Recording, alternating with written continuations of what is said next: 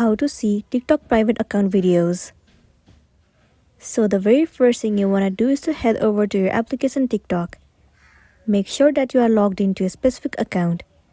Now what you want to do is head over to the profile of the person whose account is private and you want to see their video. Simply search for their username and then move into their profile.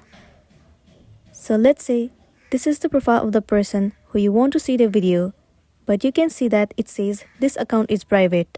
So in order to view their video, what you want to do is you have to follow this account. Simply tap on follow. This interface will pop up on your screen where it says that you will need the user's approval before you can follow. So all you have to do is wait for this person to approve your follow request. Once the request has been approved by this person, once again head over to their profile. And there you go, now you will be able to see their private videos. And then you'll be good to go. So that's all for today, and this is simply how you can see private account videos on TikTok. Make sure to smash the like button and consider subscribing if you found this video helpful. And if you have any queries, you can drop it down in the comment section below. We'll see you in the next one.